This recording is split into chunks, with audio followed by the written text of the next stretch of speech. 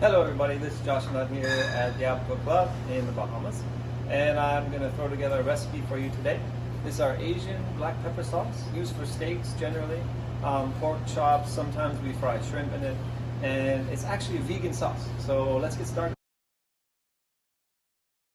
This sauce has about 10-11 ingredients. We're going to start by getting some grapeseed oil very hot.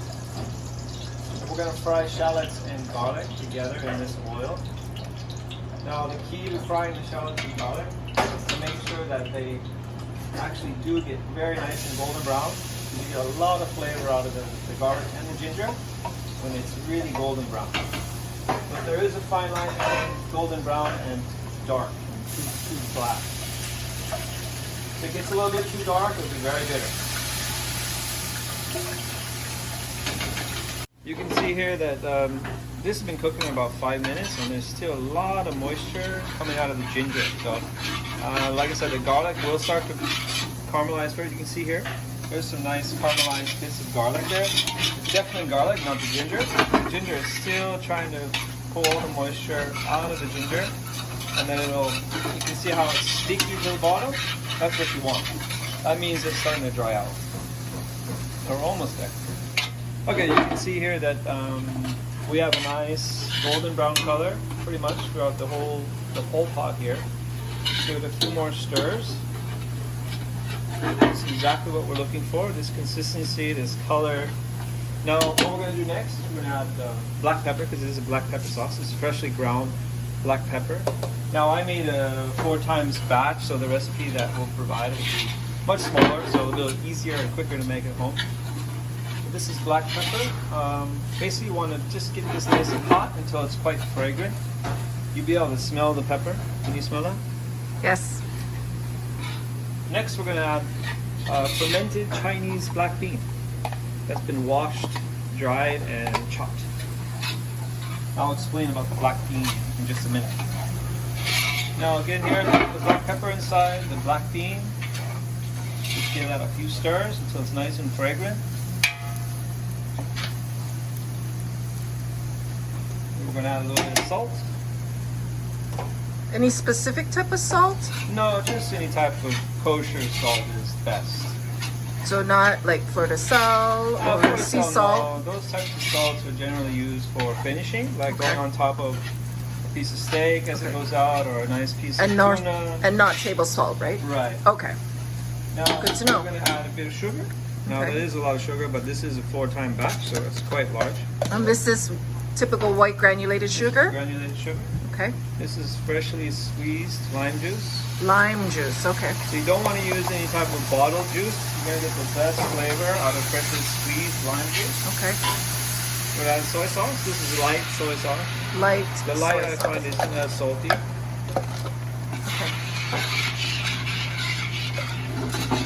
We're going to add what's really the key ingredient next. Is it's a sweet soy sauce. It's a very dark, thick, sweet soy sauce. It's called ABC. It's the brand. ABC. Yes, correct. Okay. You can see here how thick it is. Looks like molasses. Wow. That's intense. Yeah, it's really, this gives you all the color, a nice smooth flavor, and it's not salty. So you have that bit of soy sauce that we just put in, plus this dark sweet soy, and man, it gives you an amazing consistency for your steak sauce.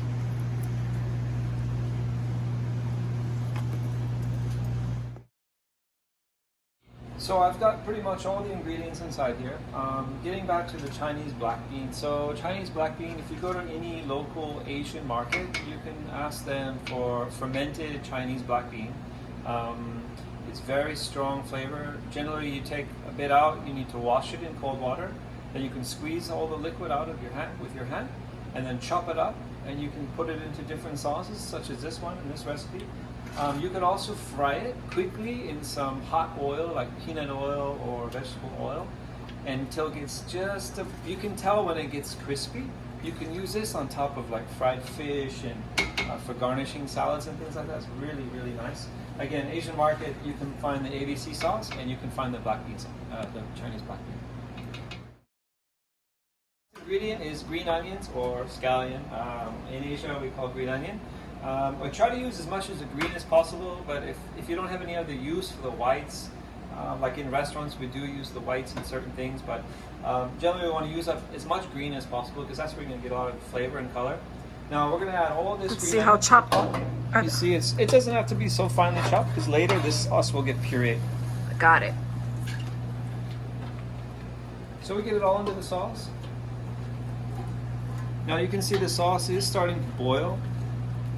Now a key to this recipe, and it'll be in the directions there, is once the green onion is inside and your liquid is simmering a little bit, you only cook this sauce for 9 minutes. 9? Yep. Okay. It's just some temperature tested methodology where you don't want to overcook the sauce. If you cook it too long, it'll be too thick, too sweet. If you don't cook it long enough, the green onion won't be soft enough for when you puree it. It'll give you a really nice color. So I think it's just years of experience in figuring out these little details. You can see the sauce is very lightly bubbling, and it's been cooking for about 4 or 5 minutes now. And the green onions are starting to lose their really bright green color, so they're definitely getting soft, cooking down. So we'll just give it about 4 or 5 more minutes. And we're going to let it cool for, say, half hour, room temperature. And then we're going to put it into the blender and make a real chunky puree. We're not going to make it too smooth or too fine. So, as I mentioned, when the sauce is finished, you can let it sit out on your countertop for, say, a good half hour, 45 minutes to cool. But if you're in a hurry, you can put it into an ice bath like this, where we just, can stir it around, let it cool off very quickly over a nice ice bath. And in about 10-15 minutes, you're ready to go. You don't want to put it in the blender when it's too hot, because you can definitely burn yourself. I've seen many blender tops come blowing off the top when the sauces go inside and it's too hot. Got my sauce in the blender. You can use a hand stick blender if you have one of those at home. You can use a tabletop blender. If your pulse mechanism isn't so powerful, I recommend the pulse. In this blender case, we're just going to quickly turn it on. We don't want to blend it for too long. We don't want it to get real smooth.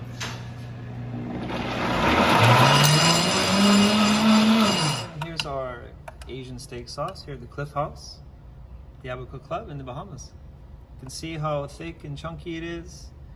There's a lot of umami flavor in there, especially because of the Chinese black bean, the black pepper, the green onions, the garlic, the ginger. Enjoy.